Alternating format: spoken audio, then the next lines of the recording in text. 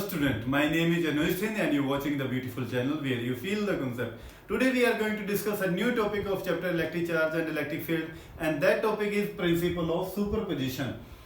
Before going to next class, recall the previous one. In previous lecture we discussed about the Coulomb's law and its vector form, and today we are going to introduce a new concept, that is principle of superposition, the use of principle of superposition. And at the last of this video I introduce some tricks related to numericals. तो इस video को and तक देखना, क्योंकि जो मैं trick बताने वाला हूँ लास्ट के अंदर, वो आगे वाले जो न्यूमेरिकल्स पोर्शन के ऊपर अपन लेक्चर बनाने वाले हैं उसमें बहुत ज़्यादा आपके लिए बेनिफिशियल होंगे. तो आ जाते हैं प्रिंसिपल ऑफ सुपरपोजिशन के ऊपर. तो प्रिंसिपल ऑफ सुपरपोजिशन क्या कहता है कि आपके पास एक सिस्टम है और सिस्टम के अंदर बहुत सारे पॉइंट चार्ज हैं, बहुत सारे पॉइंट चार्ज हैं, और उस पॉइंट चार्जेस के अंदर अगर आपको एक पॉइंट चार्ज के ऊपर फोर्स, नेट फोर्स निकालनी है, एक पॉइंट चार्ज के ऊपर बहुत सारे पॉइंट चार्जेस की वजह से उस एक पॉइंट चार्ज के ऊपर नेट फोर्स कितनी लग रही है, उसको कैलकुलेट करते हैं by the help of principle of superposition. तो इसको करते हैं बेटे. इसकी डेफिनेशन आपको अपने आप ही क्लियर हो जाएगी जब मैं इन चीजों को क्लियर करूंगा. तो कहता है एक सिस्टम है, ये एक सिस्टम ले लेते हैं, एक्स वाई सिस्टम है. इस सिस्टम के अंदर बहुत सारे चार्जेस हैं. सपोज ये Q1 चार्ज है, ये Q2 चार्ज है, ये Q3 चार्ज है, ठीक है. ऐसे ये Qn चार्ज है, बहुत सारे चार्जेस हैं. और इन चार्जेस के अंदर अगर मैं इसका पोजीशन वेक्टर मान लूं r1 वेक्टर है, इसका पोजीशन वेक्टर मान ले r2 पोजीशन वेक्टर है, इसका पोजीशन वेक्टर r3 है, और ऐसे ही nth चार्ज जो है इसका पोजीशन वेक्टर rn है, ठीक है. तो ये सारे के सारे चार्ज अगर मैं ये कंसीडर कर लेता हूँ कि सारे पॉजिटिव चार्ज हैं, तो पॉजिटिव चार्ज की एक प्रॉपर्टी होगी कि सारे एक दूसरे को रिपेल करेंगे, ठीक है. रिपेल करेंगे तो फोर्स लगाएंगे एक दूसरे के ऊपर. तो मैं एक चार्ज कंसीडर कर लेता हूँ, Q1 चार्ज मेरे पास ये कंसीडर कर लिया एक चार्ज. अब मुझे Q1 के ऊपर नेट फोर्स निकालनी है. नेट फोर्स किन चार्जेस की वजह से, जितने भी सिस्टम के अंदर N चार्जेस हैं, सभी चार्जेस इस Q1 चार्ज के ऊपर नेट फोर्स कितनी लगा रहे हैं, इसको कैलकुलेट करते हैं. तो सबसे पहले अगर मैं बात करूँ तो Q2 Q1 के ऊपर फोर्स लगाएगा, रिपल्सिव फोर्स है तो बाहर की तरफ फोर्स लगाएगा, इस तरफ फोर्स लगाएगा, है ना, इस तरफ फोर्स लगाएगा. तो कौन सी फोर्स लिखी जाएगी, यहाँ पर बच्चे कंफ्यूज रहते हैं, आपको कंफ्यूज नहीं होना है, एक ही चीज को समझते जाना है. तो कौन सी फोर्स लगाएगा, force on charge 1 due to second. तो F12 ये लिखना, हमेशा ध्यान रखना बेटे. जो जिसके ऊपर फोर्स लगती है वो पहले लिखा जाता है, और जिसके दोबारा लगाई जाती है वो बाद में लिखा जाता है. तो F1 force on charge 1 due to second, ठीक है. तो F12. ऐसे Q1 के ऊपर फोर्स लगाएगा तो क्या लिखेंगे, उसको इस तरफ लगाएगा ना, तो फर्स्ट के ऊपर फोर्स लगी ड्यू टू थर्ड चार्ज की वजह से, तो F13. ऐसे ही NL जो इसके ऊपर फोर्स लगाएगा, है ना, इस तरफ फोर्स लगाएगा, तो उसको आप क्या लिखोगे, फर्स्ट के ऊपर फोर्स कितने लगाई, NS चार्ज पार्टिकल ने लगाई, ठीक है. तो इस वे के अंदर ये पॉइंट चार्जेस ने जो फोर्स लगाते हैं इस एक पॉइंट के ऊपर, वो आप कैलकुलेट कर सकते हो प्रिंसिपल ऑफ सुपरपोजिशन की हेल्प से.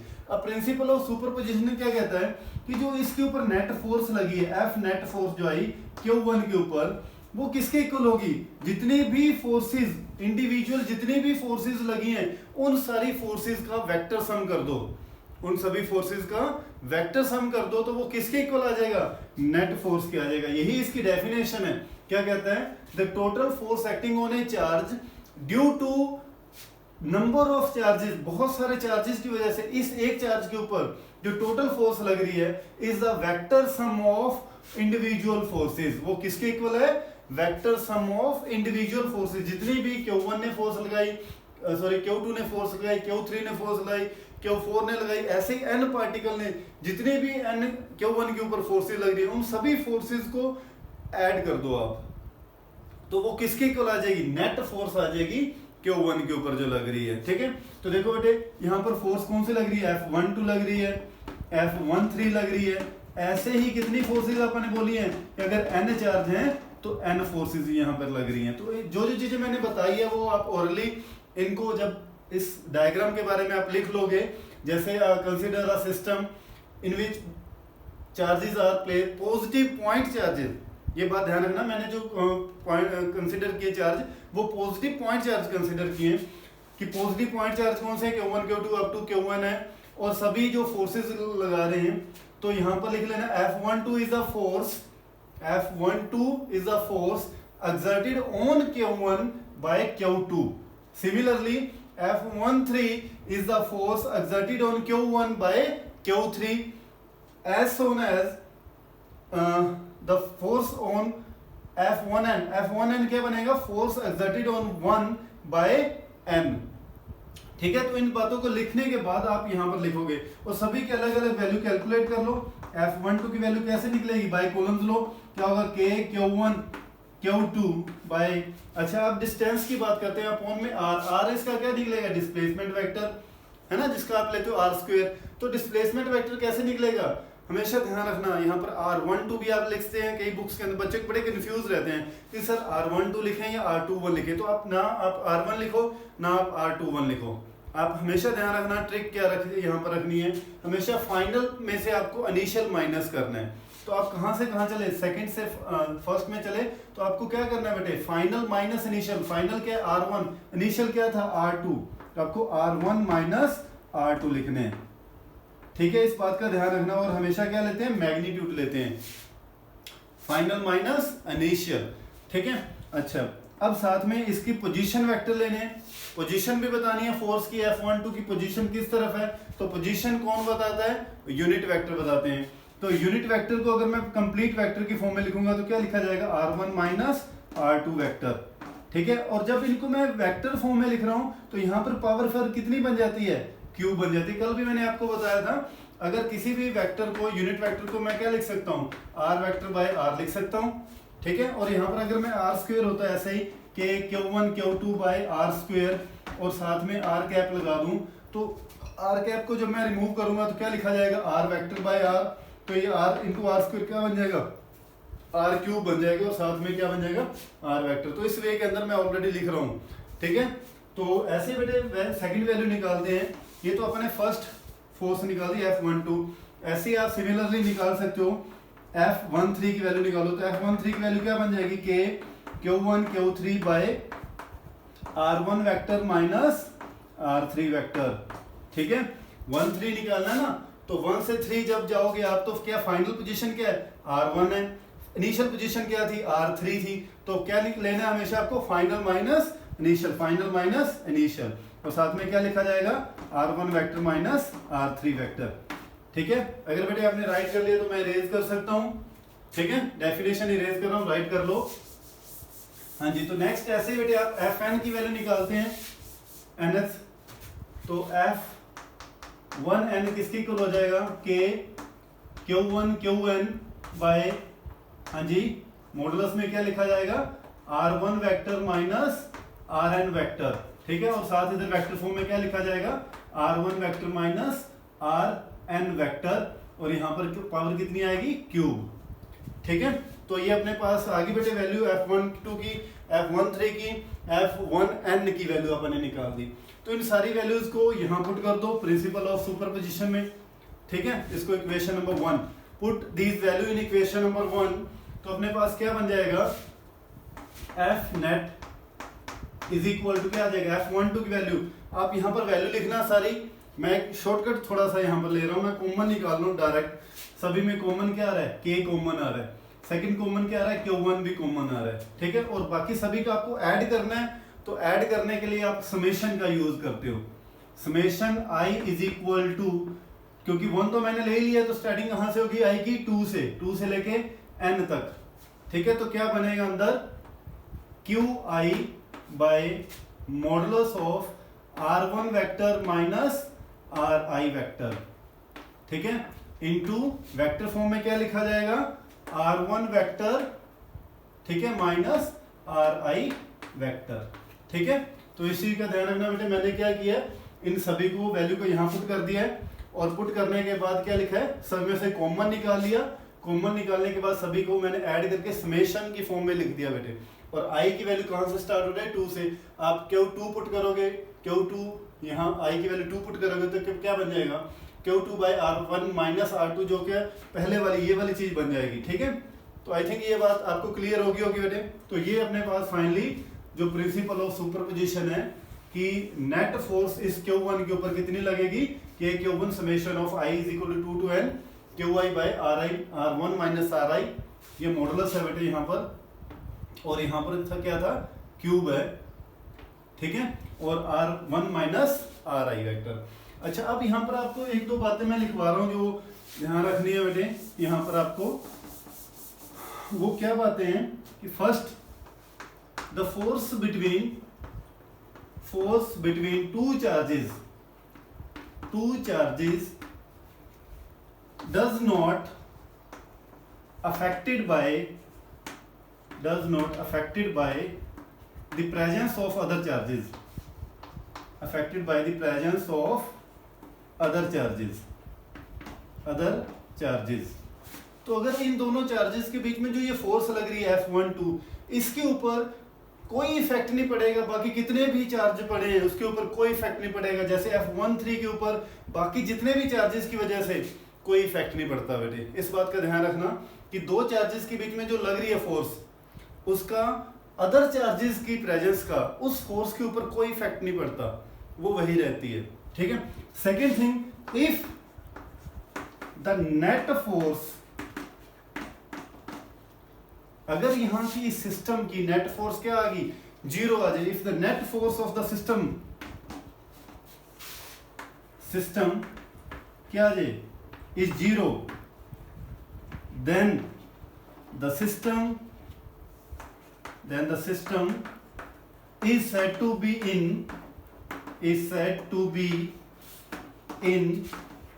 equilibrium। तो वो सिस्टम किस में आ जाता है, इक्विलिब्रियम के केस में आ जाता है। इसके ऊपर न्यूमेरिकल करने वाले हैं आगे आप। जब एक सिस्टम का नेट फोर्स कितनी आ जाए, जीरो हो जाए, तो वो बोलेंगे वो सिस्टम क्या है, इक्विलिब्रियम के केस में है। और इक्विलिब्रियम का केस आएगा जब एक तरफ पॉजिटिव चार्ज होता है, एक तरफ नेगेटिव चार्ज होता है, ठीक है। तो अब करने वाले आगे न्यूमेरिकल, उसमें आएगा ये क्वेश्चन। तो ध्यान रखना, अगर नेट फोर्स एक सिस्टम की क्या हो जाती है, जीरो हो जाती है, तो वो सिस्टम क्या आ जाता है, इक्विलिब्रियम के अंदर आ जाता है। तो इतना राइट कर लो बेटे, फिर मैं आपको इसका फोर्सेस के मैग्नीट्यूड और कुछ इंपॉर्टेंट ट्रिक्स के बारे में बताऊंगा कि कैसे कैलकुलेट करते हैं। तो राइट कर लो।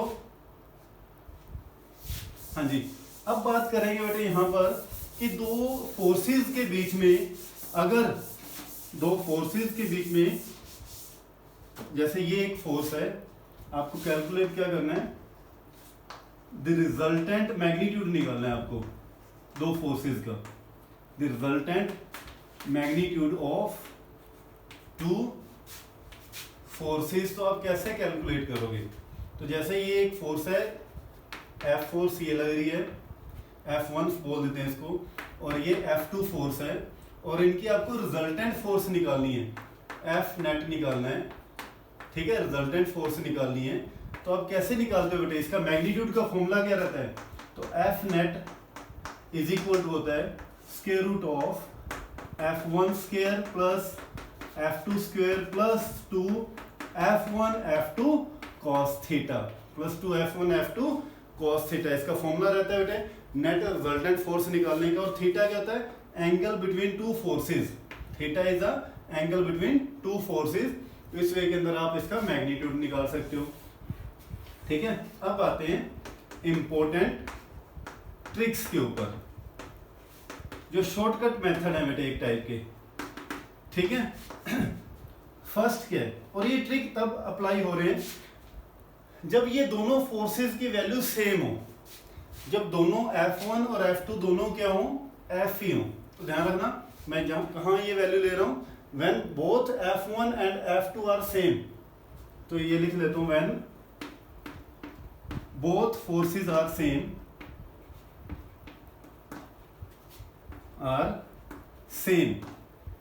then, ठीक है, नंबर 1, if जो इन दोनों फोर्सेस के बीच में theta, if theta is equal to 0, दो फोर्सेस के बीच में एंगल ही क्या, 0 है। सपोज फर्स्ट चार्ज के ऊपर ये एक चार्ज है, इसके ऊपर भी एक फोर्स इस तरफ लग रही है F, और सेकंड फोर्स भी इसी के ऊपर इस तरफ ही लग रही है F। तो दोनों में एंगल कितना हो, दोनों फोर्सेस में 0। तो इस केस में नेट फोर्स की वैल्यू क्या होती है, F नेट की वैल्यू कितनी होगी बेटे, F नेट की वैल्यू दोनों के बीच में क्या है, 0 है, तो नेट फोर्स कितनी हो जाएगी, 2F हो जाएगी, ठीक है। Second thing, if theta is equal to 45 degree, दोनों फोर्सेस के बीच में, जैसे ये दो फोर्सेस है, इन दोनों फोर्सेस के बीच में एंगल, ये एक एफ फोर्स है और ये सेकंड एफ फोर्स है, इन दोनों के बीच में ये जो एंगल है ये कितना हो, 45 हो, तो नेट फोर्स की वैल्यू, ये जो एफ नेट बनेगी इसकी वैल्यू कितनी होगी, तो उस केस में एफ नेट की वैल्यू होती है, ये डायरेक्ट शॉर्टकट है जो आप याद रख सकते हो, एफ नेट की वैल्यू कितनी होगी 2 प्लस √2 पावर 1/2 एफ, ये इसकी वैल्यू होगी उस टाइम। आप कैलकुलेट भी कर सकते हो, अगर ये 45 की वैल्यू को यहाँ पुट करो cos 45, तब आप इसको कैलकुलेट कर लेना, F1 और F2 की जगह क्या लिखोगे आप, F लिखते जाओगे। ठीक है, थर्ड मेथड के ऊपर आते हैं। If theta is equal to 60 degree, अगर इन दोनों फोर्सेस के बीच में, जैसे एक फोर्स ये है, दूसरी फोर्स ये एफ फोर्स है, दोनों के बीच में एंगल कितना है 60 डिग्री है, तो नेट फोर्स कितनी आएगी, एफ नेट कितनी हो जाएगी, एफ नेट, तब F net is equal to होती है √3f के इक्वल। ठीक है, तो इसका ध्यान रखना, तब एफ नेट किसके इक्वल होगी, √3f के। Fourth, if theta is equal to 90 degree, ये मैं ऐसे नहीं बता रहा हूँ, इनका आगे न्यूमेरिकल्स में बहुत यूज होने वाला है। If theta is equal to 90 degree, जैसे ये है यहाँ पर थीटा के 90 डिग्री है, तो एफ नेट की वैल्यू क्या होगी इस केस में, एफ नेट फोर्स जो यहाँ पर आई उसकी वैल्यू क्या हो जाएगी, √2f, एफ ये बाहर है, ठीक है, √2f आप पुट करके देख सकते हो यहाँ पर f9, अगर मैं 90 की वैल्यू पुट करूँ तो cos 90 की वैल्यू कितनी होती है, 0, तो ये सारा तो क्या बन जाएगा 0, तो ये क्या हो जाएगा f प्लस f 2f का रूट करोगे तो आप क्या बन जाएगा, ये चीजें बनेगी √2f। ठीक है, तो ये लेंथ ही बन जाता है इस वे के अंदर, मैंने आपको शॉर्ट ट्रिक बताई बेटे।